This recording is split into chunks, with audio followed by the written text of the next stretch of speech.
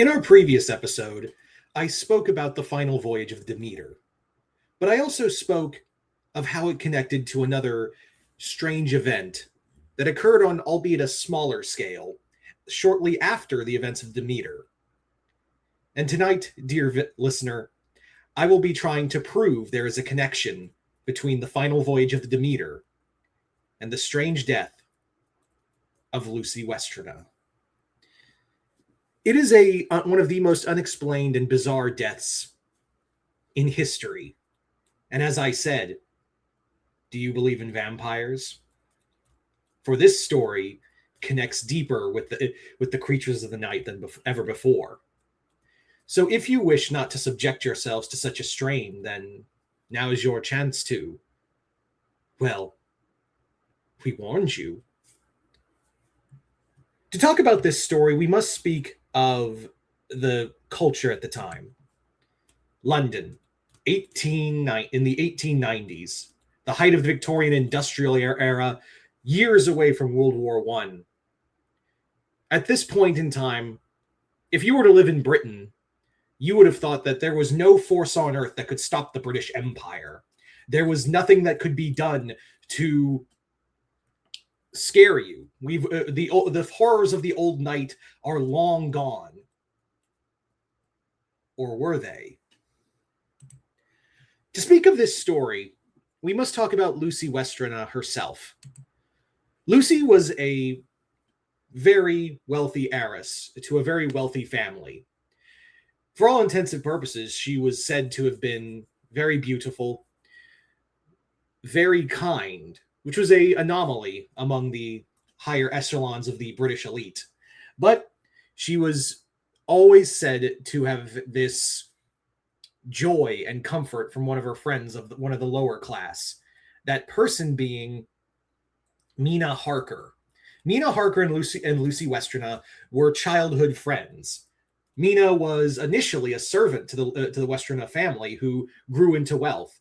Mina saw Lucy as a sister, as in turn Lucy did herself. Mina was married to a man named Jonathan Harker later on in life, and that name will come back later in this story, I assure you. But Lucy herself did not have a single suitor as Mina did, which was Jonathan. Jonathan was her whole world. Mina, due to her beauty and her, shall we say, aloofness, she was sought after by three separate suitors. The first being John Seward, the head physician at a nearby insane asylum. John loved her since they were children. The other was Quincy Harker, a Texan who came from a very wealthy family of oilmen. And finally, there was Lord Arthur Holmwood, a noble in his own right, who was very smitten with Lucy for years. The three men, you would think, would all be rivals to Lucy's heart and would hate each other.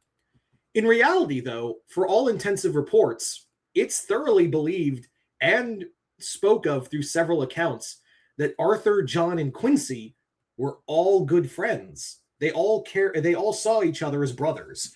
They all collectively cared for one another. But there was a bit of a friendly rivalry all for Lucy's heart. However, there was to believe no bad blood between the three men as they all competed for Lucy's heart. Inevitably, though, there would be a winner, and Arthur would be that winner for Lucy's heart. From what we understand between telegraphs and newsletters between John Seward and Quincy Harker, the other two men, though despondent, cheered Arthur for doing what they could not in winning Lucy's heart. It's interesting to note that around this time, to go back to our previous episode, that around this time, the Demeter had crashed onto the rocks of Whiteby Bay. And if the stories are to believe, a wolf emerged from that ship and darted off into the night. Now, as I have said before, Lucy, by all accounts, as I said earlier, was aloof. There was a bit more to that. You see, Lucy was not your typical British woman, British woman. It's been said by various accounts by those who knew her, and even Mina herself in her own diary, that Lucy was always sexually promiscuous. Now, that is quite the differential from your typical noble woman. Lucy, unlike most noble women, would frequently talk about having sexual dreams to Mina, as well as wanting to have relations with all three of her suitors, sometimes at once. I'm not saying that's wrong. Let me be clear. I am not saying that her aloofness is what's wrong with her.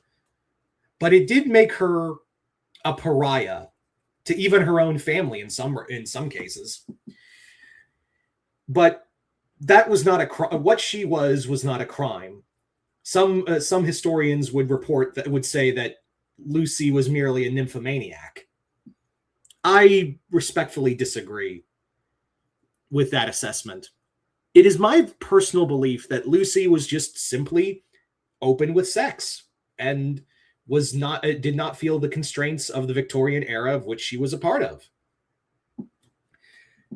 Now, the reason I bring this up, as you may be wondering, if I am talking about Lucy and her views on sex, why would I bring this up?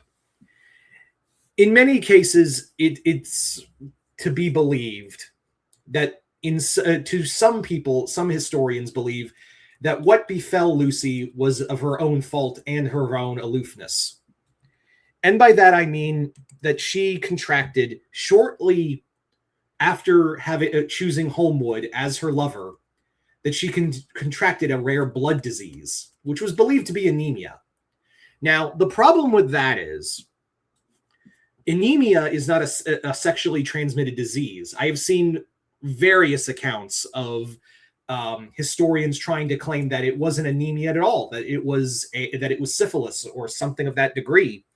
But for all medical records held by several doctors who had checked Lucy, as well as Seward himself, who, while he was a mental therapist, he was also a skilled doctor in the body as well as the mind. And he concluded that it was, in fact, she had come down with anemia. Now, I have to stress that this demonization of Lucy's sexual orientation has clouded a lot of the facts of Lucy's death. And I think it's a little appalling, to be honest, of using a woman's sexual orientation as almost like some made up fairy tale to besmirch this poor woman. It was, in fact, anemia. Now, it's odd, though, that she came down with it so rapidly. She came down with this anemia, with this case of anemia, in a rapid succession. Usually, it takes longer for the disease to take hold, but the rapidness of it was bizarre, and also the events leading up to it.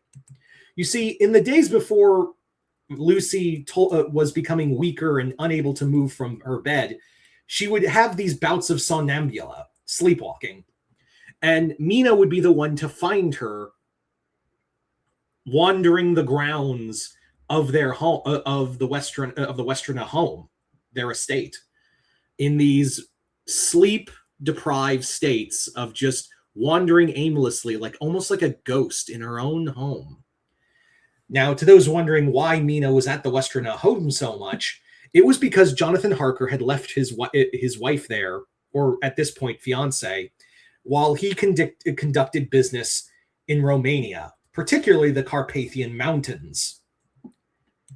There's no real point to really beat around this part of the subject, because this is where the connective tissue of the Demeter's Fall plays into what I believe the death of Lucy. And this is all theory and conjecture I am about to say, so please do bear with me when I speak of this next following part. Jonathan Harker, for what we know of him, was a young lawyer, part of a very mediocre, shall we say, law firm, but wealthy law firm. And after a previous deal had gone, shall we say, sideways, after one of the previous lawyer, a man known only as Renfield by all records, had been driven mad after going to Romania and coming back losing his mind, Jonathan was sent to Transylvania, in particular, he was sent there while Renfield was sent to the same psychiatric ward that Seward supervised. The one, I might add, dear listener, was right across from Carfax Abbey. The same building that was going to house several crates of earth that were addressed directly to Carfax Abbey. Now, to sidestep back to Lucy's condition, her body was deteriorating at a rapid pace. Lucy was essentially becoming weaker. She was also unable to move from bed and was also reportedly seen with what appeared to be strange marks on her neck, deep bruising along her throat. That's not a typical case of anemia. Yes, anemia can cause your body to bruise easier in some cases, but not to the level that Lucy was suffering from. It's very vital to note that Lucy was still, no matter what was given to her, no matter what medicine Seward could give her, whether it be antibiotics, and yes, you can make the argument that, even though it was the 1800s, the Victorian era didn't exactly have the best medicine known to mankind. But to that I say, even still, the antibiotics still should have been enough to at least help or give Lucy the ability to at least get out of bed at the bare minimum. This, of course, went on for several days, and Lucy's body was weakening every single night. And of course, the medical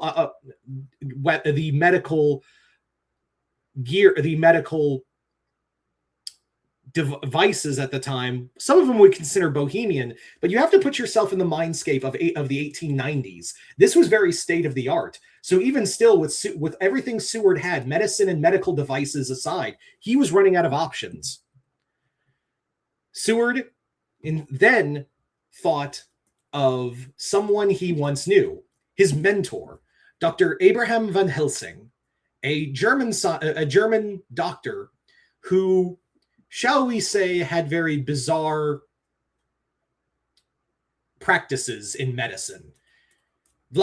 Abraham van Helsing is remembered today as, for lack of a better word, a madman. The man believed in such things as vampires and the supernatural, but what could not be overstated or understated, I should say, Professor van Helsing, for all that is known of him, was a master of rare diseases. With no options left, Seward made a desperate plea and sent a telegraph directly to Germany, where Professor van Helsing was. Van Helsing traveled to Britain and met with Seward in the following weeks. And in that time, Lucy was only getting weaker and weaker. It was also important to note that sometimes Nina would still find Lucy wandering the grounds in her sleep-like state, and would sometimes report and would sometimes say in her diary that there was a shadow following young Lucy no matter where she went. By the time Professor van Helsing arrived, Lucy's body had degraded to a point where she was barely able to breathe. This led to Professor van Helsing, in reports we understand, that she was given a blood transfusion from Arthur. Again, now I must stress that blood transfusions, while they are common today, back then it was still a archaic way of thinking. There was no blood types. There was no thoughts of certain, as I said, certain blood types. There was no practice for certain, diseases. If it was just simply give a person more blood and see if it works. It's unsure to say if Arthur Homewood's blood, as I said, he was willingly donating his blood to save Mina's life. But it's unknown if Arthur had any diseases at the time. It's not even known if Arthur had the right blood type for Lucy. And inadvertently, though the intentions may as pure as they be, Professor Van Helsing and Arthur Homewood and Dr. John Seward possibly killed Lucy Faster through these blood transfusions. It's even said that Van Helsing himself gave some of his blood to keep Lucy alive. Again, the practice of unknown blood types and diseases, it's hard to say, but Lucy did in fact die shortly thereafter. But before then, there were strange practices, as I said, that Professor Van Helsing would conduct in that time frame. As I said, Professor Van Helsing was a believer in the supernatural and paranormal, and he swore that there was in fact a vampire causing Lucy's health conditions, not anemia. In fact, he claimed that Lucy was being stalked every night by a vampire, coming into her home, invited by her herself to be fed upon. It's unknown if Homewood and Seward took Van Helsing's words seriously. It's thoroughly unknown. But whether they believed him or not, what is known is that what had happened next is that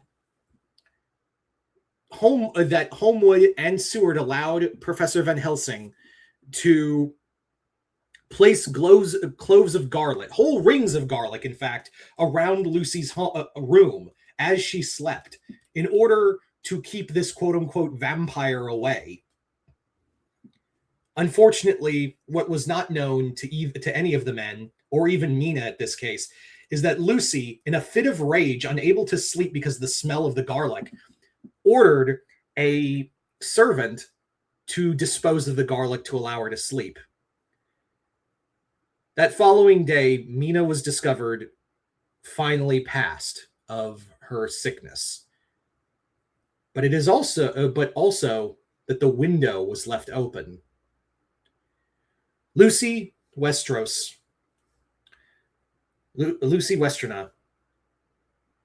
was buried the following week.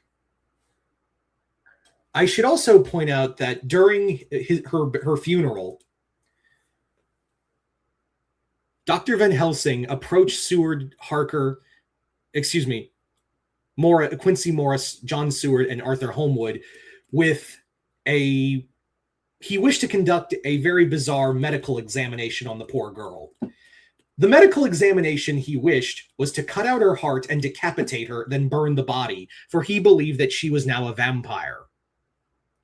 Of course, Homewood denied this outright. And one would think that this was the end of our story, dear listener. But as I said, Lucy's death was a strange one, because there might have been a chance that she might have not have died at all. The following week, there were reports from police that there was a woman in white stalking the grounds of the very cemetery that Lucy Westrna was buried in. The woman in white, as she was called, was seen prowling the nights, hunting, preferably children. Now, several children did, in fact, and even a baby was taken in the middle of the night during this time, shortly after Lucy's passing. This went on for several more weeks, these sightings of the woman in white and these child attacks, who also came down with rare cases of anemia. Rapid cases, I should say. This finally ended, however, when it came as suddenly as it arrived, in fact. a groundskeeper of the cemetery was tending to Lucy Westrna's tomb, where they found that Lucy's body had been not only staked, but her head had been decapitated. It's unclear if that was the work of Abraham Van Helsing, but one can only put two and two together at this point. After Lucy's body was, for lack of a better word, desecrated, the sightings of the woman in white vanished, and the children who were afflicted with these strange cases of anemia were cured. They miraculously healed. Now, I'm going to cycle back to Renfield and Carfax Abbey and Seward's Asylum. It's very eerie how all this connects. As I said, Renfield worked at the same exact law firm that Jonathan Harker did. And after going mad after his trip to the Carpathians to meet with this client from Romania, Jonathan Harker is left with leaves Mina with Lucy Westros. And then shortly thereafter, we have the whole matter of the Demeter. The Demeter is also, I should add, was sanctioned, as it turns out. It was commissioned. Those boxes were commissioned by the same man who hired Harker and Renfield by extension to come to directly sell him Carfax Abbey. This man was never identified for years until certain documents were found from both the Demeter's shipping log as well as diaries written from Mina Harker herself. That man's name was Count Dracula. Dracula we have no real knowledge of. We have no image of his picture. We have no history of him.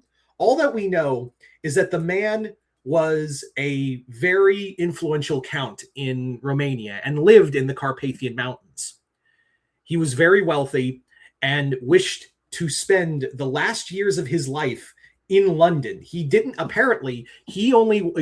wish to die alone in his private manor, in his private castle, and wither away and die. He wished to be a part of the modern world.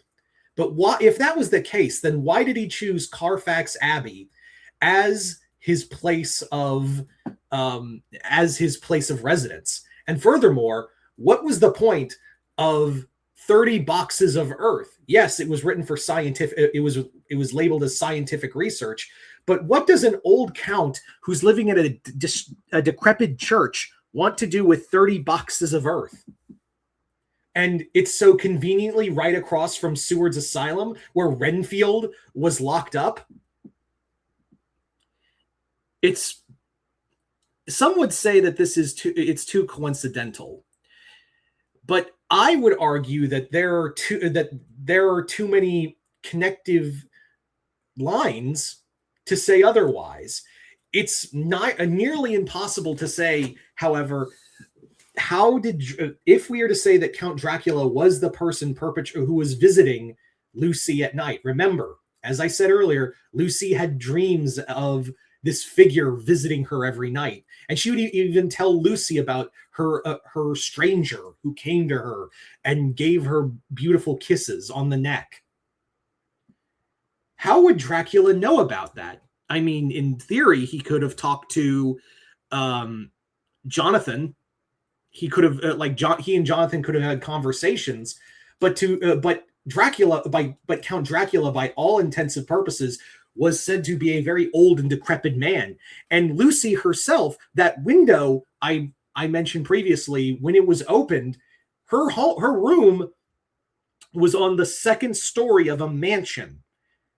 There is no way to climb into that window or even get into that room without going into the house first. And I find it very hard to believe that a very elderly old man could, let alone find the address, unless Harker was really was really adamant in this conversation and gave him everything he like Dracula wanted to hear, or there's no way he could have entered that room.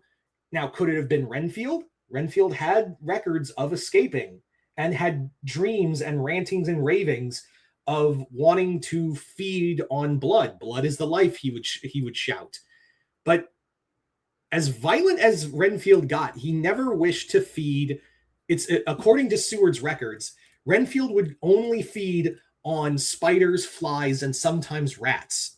He had an absolute disdain for human blood. But he did claim that his master, his unnamed master, wished to feed on human blood. I can only assume that the master he was speaking of was it Count Dracula? Who can say? Dracula himself, again, was a very rich and very eccentric nobleman from a bygone era, but I don't know how he could have driven Renfield mad and put up this elaborate scheme just to kill one woman. And it's also an important note that Dracula himself, again, we have no records of him other than what we know from accounts here and there and the shipping log. Dracula could have been an alias. Dracula could have been simply an alias for another name. I mean, it could have been, there could have even been no Dracula. It could have just been some person hiding their name from the authorities when they were looking into Lucy Westros's death, because the authorities did get involved for a hot minute when children were starting to go missing, and the whole event with the lady in white. I don't know how, again, and I go back to, if this Count Dracula was real, I don't know how he could have gotten into that room without flying in there or crawling up a wall. It's impossible to say how that could have happened without that happening.